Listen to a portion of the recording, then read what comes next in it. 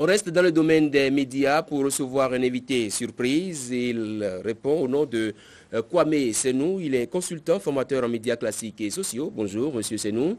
Alors, tout de suite, on va parler avec vous de cette étude réalisée par TNS Sofres.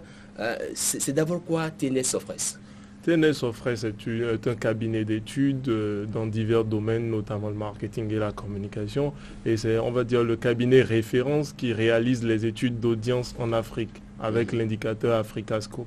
Oui. Alors, les résultats de la dernière étude média TNS Sofres sont sortis sur les grandes capitales, bien sûr, sont déjà disponibles. Quels commentaires, que révèlent ces résultats et quels commentaires doit-on en faire? Il faut déjà savoir que c'est une avancée parce que la dernière étude datait de 2009 et donc tous les professionnels travaillaient sur des chiffres anciens. Mais cette nouvelle étude vient mettre à jour les résultats et la bonne nouvelle pour Canal 3 où nous sommes, c'est de savoir qu'il y a une progression de plus de 20 points. C'est-à-dire que Canal 3 était à 43% et qu'aujourd'hui Canal 3 est à 65% de taux d'audience. C'est un score très flatteur. Mais de l'autre côté, on remarque également un net recul des autres chaînes de télévision.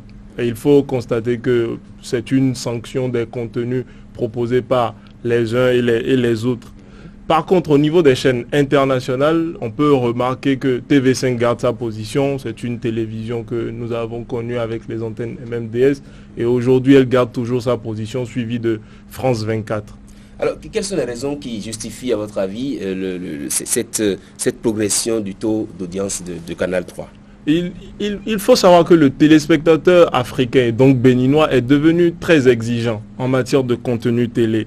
Son comportement est en pleine évolution. Il a des exigences de qualité, de diversité, de modernité et de sophistication. Et aujourd'hui, on peut remarquer que Canal 3, c'est une équipe jeune, donc qui fait des choix modernes, qui a créé une matinale très suivie, avec un contenu aussi bien sérieux que décalé. J'en veux pour preuve votre Zap 3, ou alors votre chronique du vendredi qui se consacre au thème de société. Donc toutes choses qui font que le téléspectateur se retrouve dans ses aspirations. Mais au-delà, il y a également l'implication. Aujourd'hui, Canal 3 a une page Facebook qu'elle anime, qu'elle met à la télé. Tout ça participe de l'engagement du téléspectateur et donc se traduit par les taux d'audience. Après, il y a les questions d'accès équitable de toutes les différentes tendances à l'espace public télévisuel. On pourrait se demander quelles sont les implications d'une telle étude. Bon, les implications pour les professionnels que nous sommes, c'est de savoir réorienter les dépenses publicitaires. Parce que nous faisons nos choix d'emplacement ou de support à travers ces indicateurs. Savoir qu'une télé est la plus suivie nous oblige à composer avec cette télé, à augmenter cette recette publicitaire. Mais également, c'est un encouragement pour Canal 3 et donc une façon de lui dire les choix que Canal 3 font sont les bons et qu'il faut persévérer. Mais on ne va pas oublier les autres qui sont en fort recul, c'est de leur dire attention, vous reculez. Et forcément, vous allez perdre des parts de marché publicitaire si vous n'améliorez pas ou qu'il n'y a pas un travail d'éveil sur la base de ces chiffres. Alors je rappelle, vous êtes consultant, formateur en médias classiques et sociaux. Dites-nous quel regard vous portez sur la publicité à la télévision. Oh, la publicité à la télévision au Bénin manque pour le moment de régulation. Et on peut constater qu'elle est concentrée uniquement autour des tranches 20h, 22h et des télénovelas. C'est vraiment ou le journal ou les télénovelas. Alors qu'il y a d'autres besoins, les contenus jeunes, notamment parce qu'aujourd'hui, beaucoup d'annonceurs essayent de communiquer vers ces jeunes qui représentent leurs consommateurs de demain et n'ont pas de contenu spécifique pour ces jeunes. L'autre aspect, c'est qu'il y a une sorte d'opacité au niveau des chaînes de télévision en ce qui concerne leurs programmes. Parce que les professionnels ont encore une fois besoin de ces programmes pour pouvoir anticiper, faire des choix et proposer à leurs clients. Mais le secteur est aussi tributaire de l'expérience de ces acteurs. Je vous ai dit tantôt que la dernière étude date de 2009. Et donc que pendant la période qui a coulé de 2009 à aujourd'hui, c'était l'expérience des acteurs. Il faut des études plus régulières pour montrer l'évolution des audiences et donc sanctionner le travail de chacun des autres. Mais il y a une possibilité, une piste qui est entrouverte par le nouveau ministre de la Communication, le ministre Komi Koutié, qui a mis en place une commission technique avec les professionnels du secteur pour réfléchir sur comment améliorer le secteur, comment faire avancer les choses. Alors, si vous étiez un temps appelé à cette commission, quelle proposition feriez-vous? Bon, ce sera un honneur d'être appelé à cette commission, mais la première proposition à faire, c'est de parler de la régulation. Aujourd'hui, on a besoin de réguler le secteur de la publicité à la télé et plus généralement le secteur de la publicité. C'est le premier point. Ensuite, on a besoin d'une autorité, au niveau des journalistes, je crois, il y a l'ODEM, il y a un certain nombre d'organes qui régulent. La même chose existe en Côte d'Ivoire, nous avons le Conseil supérieur de la publicité qui régule le secteur. L'autre aspect, c'est de pouvoir indexer les tarifs sur les audiences. Parce que vous comprenez qu'aujourd'hui, c'est à la tête du client ou alors selon les humeurs de chaque chaîne qu'on fait les tarifs. Alors que cela devrait pouvoir être indexé sur les parts de marché et sur les audiences.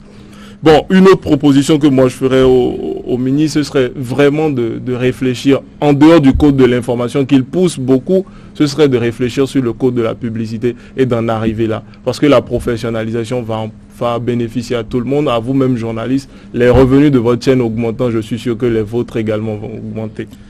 Autre proposition rapidement ou... Bon, de toute façon, on attend que vous soyez associé à cette commission pour vous faire bénéficier de votre expertise.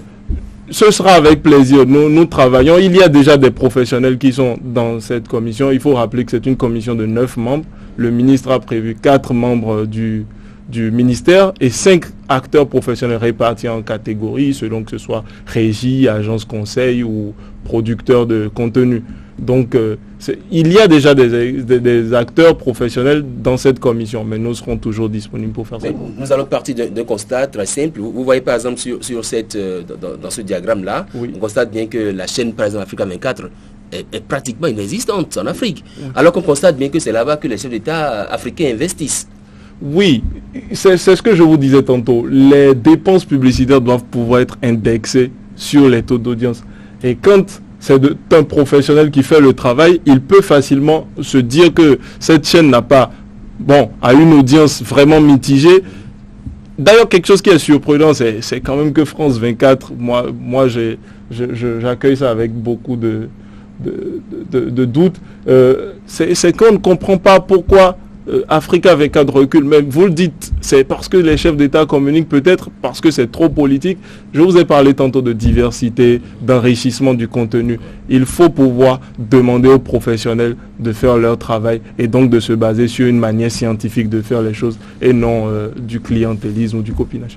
On va conclure l'entretien. Oui, déjà c'est remercier Canal 3.